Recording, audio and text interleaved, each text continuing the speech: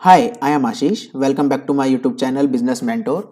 तो previous video में हमने बात करी थी एस्पेक्ट्स ऑफ स्टाफिंग के बारे में। इसके अंदर हमने पढ़ा था recruitment, selection process, sources of recruitment, इन सब के बारे में।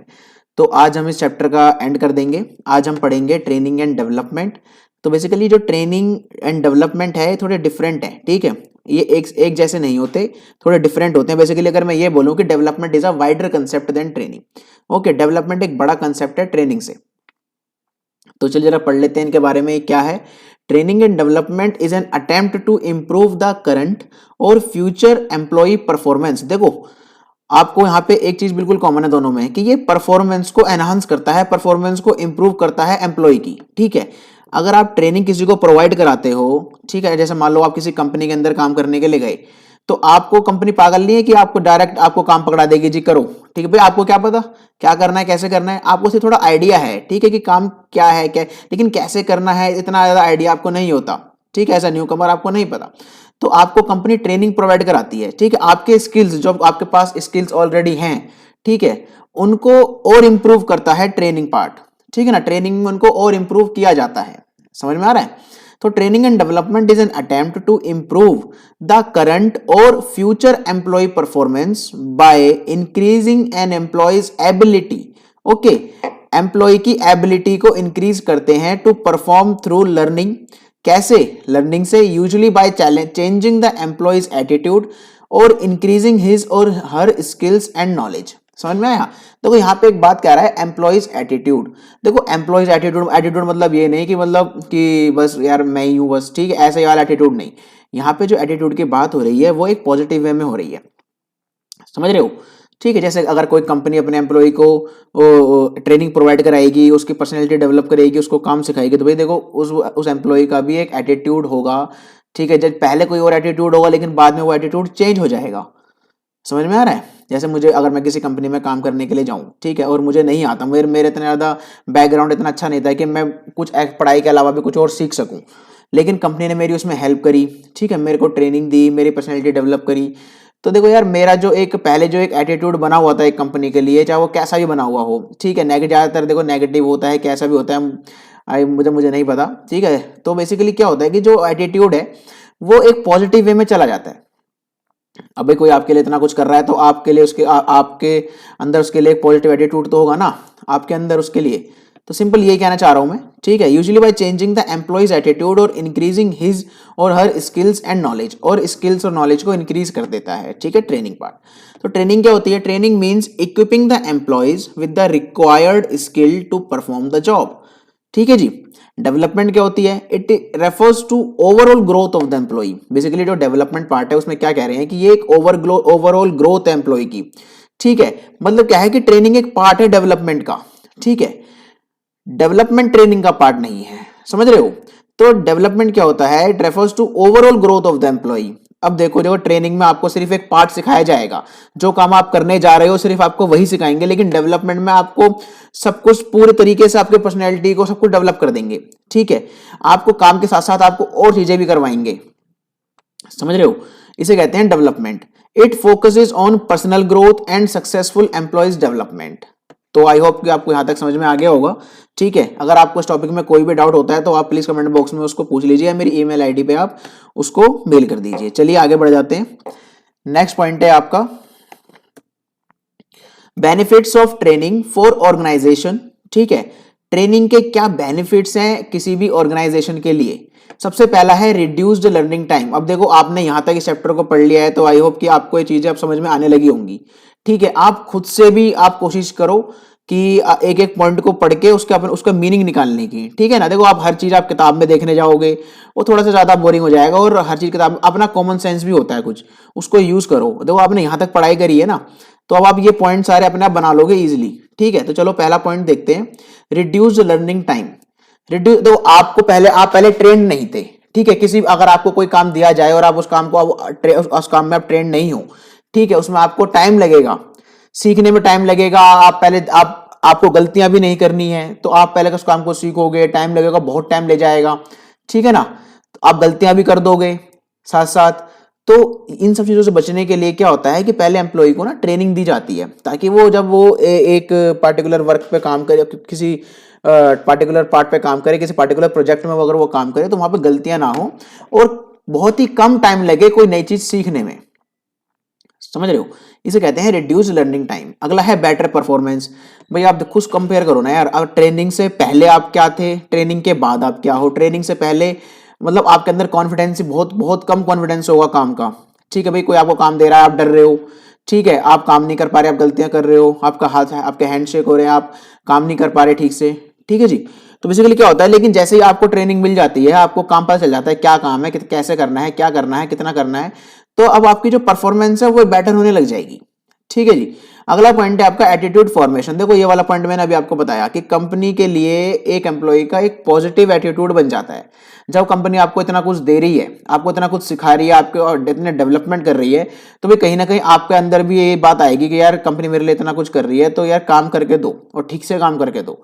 तो कंपनी को भी फायदा हो जाता है और एक एम्प्लॉय को भी फायदा हो जाता है। ठीक है। अगला पॉइंट है एड्स इन और help in solving operational problem. अब जो ये ऑपरेशनल प्रॉब्लम्स होती है ना, जैसे कि मैं अगर एग्जांपल दूं, बार बार एम्प्लॉय एब्सेंट हो रहा है, ठीक है, उसे काम करना नहीं आ रहा तो वो छुट्टी ले लेता है, चलिए यार बच जाएंगे, ठीक है ना, और ज्यादा रिसोर्स को वेस्ट कर रहा है। ठीक है जी। तो ये सब कुछ आपके ना ऑपरेशनल प्रॉब्लम्स होती हैं, तो ट्रेनिंग के बाद ये प्रॉब्लम सॉल्व हो जाती हैं। ठीक है। अब आप अपने काम से जी नहीं चुराओगे, काम को करोगे बैठ के, क्योंकि आपको ट्रेनिंग मिल गई है अब। समझ रहे हो। अगला पॉइंट है आपका मैनेजिंग मैन पावर नीड। ठीक है, देखो बेसिकली क्या होता है कि कुछ ऑर्गेनाइजेशंस होती है ना, उनके पास ना कुछ स्पेशलाइज्ड टेक्निक होती है प्रोडक्शन की। ठीक है, क्या होती है, some organisations have specialised technique of production. और देखो उनके पास जरूरी नहीं है कि जो जैसा वो प्रोडक्शन कर रही है वैसा स्टाफ उनके पास हो। तो अगर उन्होंने बाहर से कोई हायरिंग करी है, ठीक है, कोई अनट्रेंड पीपल उठाया है बाहर से, कोई अनट्रेंड कैंडिडेट बाहर से उठाया है, तो पहले वो उसको वो काम सिखाएंगे।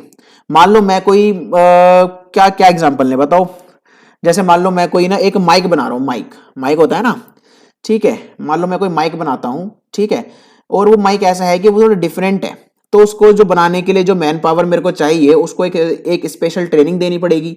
और जब मैं उसको वो स्पेशल ट्रेनिंग दे दूंगा, मैंने बाहर से कोई कैंडिडेट हायर किया और मैंने उसको वो स्पेशल ट्रेनिंग दे दी, ठीक है ना, तो मेरे पास ना वो आदमी लॉन्ग टर्म तक टिकेगा। ठीक है, क्योंकि कोई और काम वैसा कर नहीं रहा है। समझ रहे हो। तो इसे कहते हैं मैनेजिंग मैन पावर नीड। ठीक है। अगला पॉइंट है आपका हेल्प्स टू अडेप्ट चेंजेस या हेल्प्स टू अडॉप्ट चेंजेस।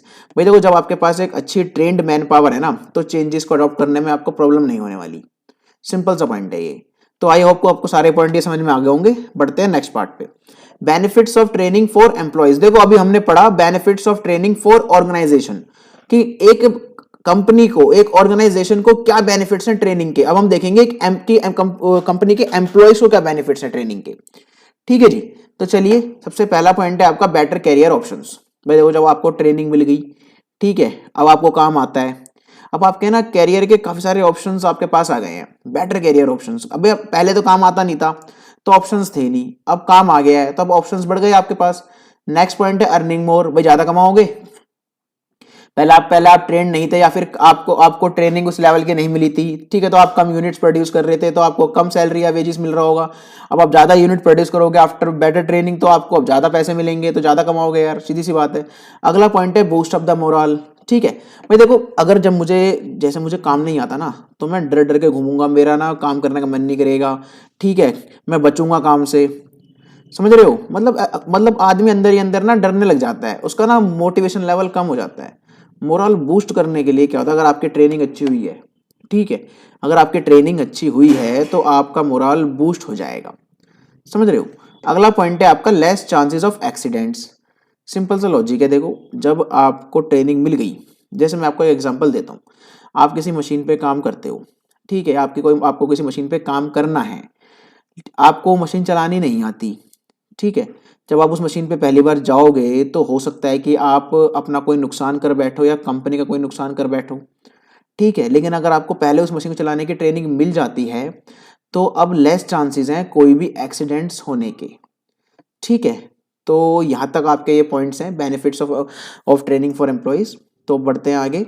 देखो अब बात करते हैं ट्रेनिंग के मेथड्स के बारे में। बहुत ही इजी टॉपिक है, ये दो ही टॉपिक आपके बच रहे हैं अब, ऑन द जॉब और ऑफ द जॉब, उसके बाद खत्म है चैप्टर। ठीक है, बिल्कुल परेशानी होने की ज़रूरत नहीं है, ध्यान से सुन लो ये क्या कहना चाहता है। ट्रेनिंग मेथड्स आपके दो टाइप्स के होते हैं, on the job training method end of the job training method. ठीक है, सबसे पहले बात करेंगे आपके on the job training method के बारे में। देखो, अगर मैं on the job training method को अगर मैं एक लाइन में बोलूँ तो मैं बोलूँगा learning by doing, learn by doing. ठीक है, मतलब काम करते करते आप कुछ सीख रहे हो, आपको आपके जॉब से छुट्टी नहीं दे रहे हैं, आप जॉब भी कर रहे हो, आप साथ में ट्रेनिंग भी कर रहे हो, इसे कहते हैं ऑन द जॉब ट्रेनिंग। ठीक है, बेसिकली ये जो ट्रेनिंग होती है ये सुटेबल होती है आपकी टेक्निकल जॉब्स के लिए। किसके लिए? टेक्निकल जॉब्स के लिए। ठीक है जी, देखो और भी चीज़ें हैं, जरूरी नहीं है कि खाली टेक्निकल जॉब्स के लिए ही होगी, मैं एक एग्जांपल दे रहा हूँ आपको। ठीक है ना, जहाँ पर आप काम करते करते कोई चीज़ सीख जाते हो। तो चलिए, सबसे पहले अगर मैं बात करूँ अप्रेंटिसशिप प्रोग्राम की, देखो बच्चे ना कभी कभी ना कंफ्यूज हो जाते हैं अप्रेंटिसशिप और इंटर्नशिप में। तो कंफ्यूज होने की बिल्कुल भी ज़रूरत नहीं है, बहुत ही सिंपल कंसेप्ट है दोनों। अप्रेंटिसशिप प्रोग्राम क्या होता है बेसिकली, इसके अंदर ना कंपनी एक एग्जांपल देता हूँ। इसके अंदर जैसे कि आप किसी कंपनी में आप हायर हुए, ठीक है, आप 10 लोगों की आपकी टीम है और उसमें आपका ना एक मास्टर वर्कर होगा, ठीक है, जिसको सब कुछ आता है। ठीक है, वो आपको ट्रेनिंग देगा, पहले वो आपको काम करके दिखाएगा। ठीक है ना, फिर आपको क्या करना है, फिर आपको फिर वही काम करना है, फिर वो आपको देखेगा। ठीक है, पहले आप ऑब्जर्वर हो, फिर उसके बाद फिर वो ऑब्जर्वर बनेगा। समझ में आ रहा है? इसे कहते हैं अप्रेंटिसशिप प्रोग्राम। एग्जांपल दे देते हैं, आप 10 लोग आप वहाँ पे आप किसी कंपनी में काम करते हो। ठीक है, आपके 10 लोगों की टीम है। भाई देखो, आप अभी नई नई हायरिंग हुई है, आपको इतना कुछ नहीं पता आपके प्रोजेक्ट के बारे में।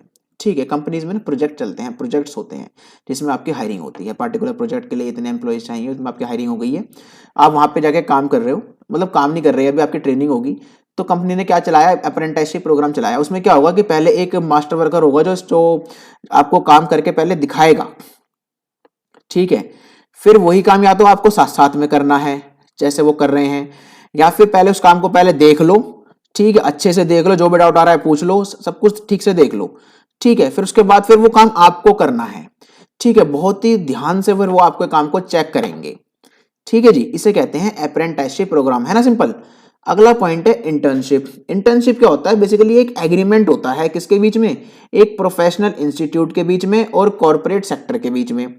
समझ में आ रहा है? एग्जांपल देता हूं, जैसे आप सीए करते हो ना, ठीक है, या फिर आप एलएलबी करते हो, एमबीए करते हो, तो आपको क्या होता है, आपको ट्रेनिंग करनी होती है, कहीं पे 3 साल की, कहीं पे 1 साल की, कहीं पे 6 महीने की। ठीक है, आपको ट्रेनिंग करनी होती है, आपको पढ़ाई के साथ साथ आपको ट्रेनिंग भी करनी है। ठीक है, प्रोफेशनल इंस्टीट्यूट्स क्या करते हैं, अपने स्टूडेंट्स को क्या करते हैं, वेरियस वेरियस कंपनीज में भेज देते हैं, जहां पे वो क्या करेंगे, वो ना जो भी उन्होंने इतने 2 साल में 1 साल में सीखा है, थ्योरेटिकल नॉलेज गेन करी है, अब उसको प्रैक्टिकल वे में यूज करके देखेंगे। ठीक है, अब इससे एक कंपनी को क्या फायदा होता है, देखो कंपनी को ना फ्रेश आइडिया, फ्रेश टैलेंट मिल जाता है काम करवाने के लिए, वो भी कम पैसे में। ठीक है, बहुत ही कम आपको पे करते हैं। अगर आप किसी सीए फर्म में जाके काम करोगे तो वो आपको सैलरी के नाम पे बिल्कुल थोड़े से पैसे देंगे, स्टाइपेंड जिसे कहते हैं, जिसे क्या बोलते हैं, स्टाइपेंड। ठीक है, 2,000 रुपए दे दिए, 3,000 रुपए दे दिए, चलो मैक्सिमम से मैक्सिमम 5,000 रुपए दे दिए। ठीक है, इसमें आपका सिर्फ खर्चा निकलता है आने जाने का और ज्यादा कुछ नहीं होता। लेकिन सबसे बड़ी बात क्या है कि देखो, आपको अभी पैसे पे फोकस नहीं करना, आपको सीखने पे फोकस करना है, आपको कंपनी सिखा रही है। ठीक है जी, तो इसे कहते हैं इंटर्नशिप ट्रेनिंग। और एक जो बच्चा जो वहां पे जा रहा है काम करने के लिए, जो ट्रेनिंग के लिए जा रहा है, ठीक है, उसको क्या फायदा होता है, उसको एक चांस मिल जाता है किसमें, एक रियल वर्क सिचुएशन में काम करने का। ठीक है ना, देखो दोनों को फायदा हो रहा है। कंपनी को क्या फायदा हो रहा है, कंपनी को फ्रेश आइडिया मिल रहा है, लेटेस्ट नॉलेज मिल रही है, मतलब एकदम फ्रेश टैलेंट मिल रहा है काम करवाने के लिए, वो भी कम पैसे में। और एक एक बच्चे को क्या फायदा हो रहा है, उसको चांस मिल रहा है एक रियल वर्क सिचुएशन में काम करने का। ठीक है ना, दोनों को फायदा हो रहा है ना, इसे कहते हैं इंटर्नशिप ट्रेनिंग। अगला पॉइंट है आपका इंडक्शन और ओरिएंटेशन प्रोग्राम। ये और भी सिंपल है। इसमें क्या होता है, एक तरीके का ऐसा प्रोसेस है जहां पे ना आप एक नए एम्प्लॉय को वेलकम करते हो। कहने का मतलब क्या है कि उसको रिसीव कर रहे हो, वेलकमिंग कर रहे हो। ठीक है ना, जब वो कंपनी ज्वाइन करता है। ठीक है, देखो ये बहुत जरूरी होता है कि आप उसको सेटल डाउन करो अपनी कंपनी के अंदर, एक ऐसा फैमिलियर इन्वायरमेंट उसको दिखाओ कि भाई देखो, आप ना कहीं अलग नहीं हो। ठीक है, बिल्कुल एक फ्रेंडली इन्वायरमेंट में आप काम करने के लिए आए हो और जल्दी जल्दी अपने काम को आप स्टार्ट कीजिए। ठीक है जी। तो ये होता है आपके ट्रेनिंग मेथड्स में ऑन द जॉब मेथड के आपके कुछ पार्ट्स, ठीक है।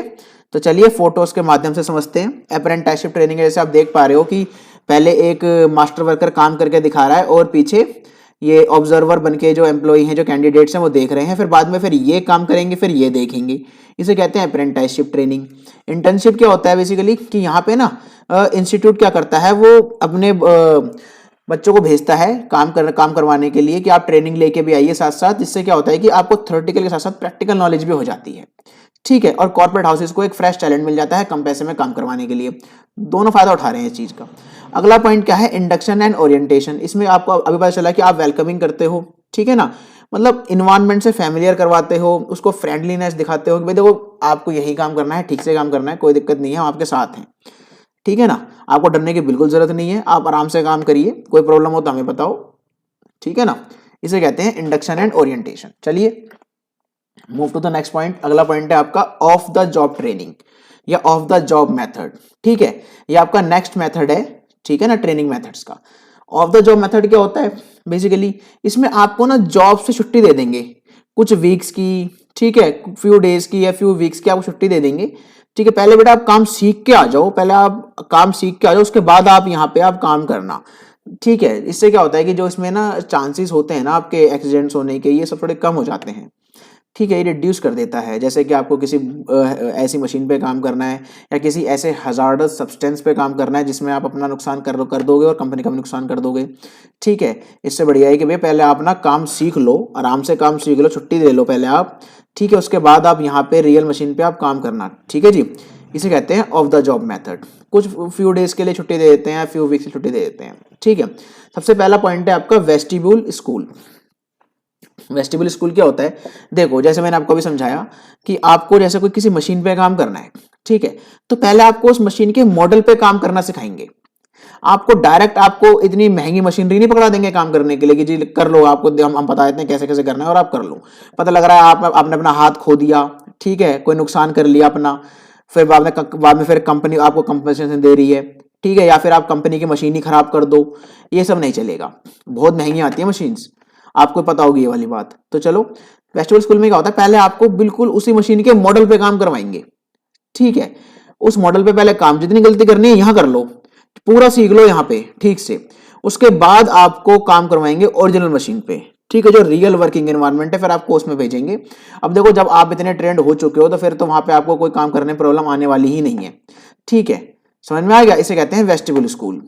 चलो अगला पॉइंट है आपका केस स्टडीज। देखो केस स्टडीज क्या होता है बेसिकली, ये एक ट्रेनिंग को ना अपॉर्चुनिटी दी जाती है, ठीक है, कि वो ना किसी केस को एनालाइज करे। एक रियल लाइफ सिचुएशन आपके सामने आई है और आपको वो केस पकड़ा देंगे कंपनी में कि भाई देखो इसे इसे सॉल्व करके लेकर आओ, ये हमारे साथ ये सिचुएशन हो रही है। तो अब पूरा दिमाग लगाएगा कैंडिडेट एम्प्लॉय, पूरा दिमाग लगाएगा उसके ऊपर, ठीक है, रिसर्च करेगा, सारे पॉसिबल आउटकम के साथ बाहर निकल के आएगा, ठीक है, सॉल्यूशन निकालेगा, उसका सारे काम करने हैं उसको। इसे कहते हैं केस स्टडी। तो आई होप को आपको ये चैप्टर समझ में आ गया होगा, ठीक है। तो अगर आपको इस चैप्टर से रिलेटेड कोई भी डाउट हो आप मुझे ईमेल भी कर सकते हैं, ठीक है, और आप कमेंट बॉक्स में भी डाउट पूछ सकते हैं। तो थैंक यू सो मच। चलिए बंद करते हैं आप।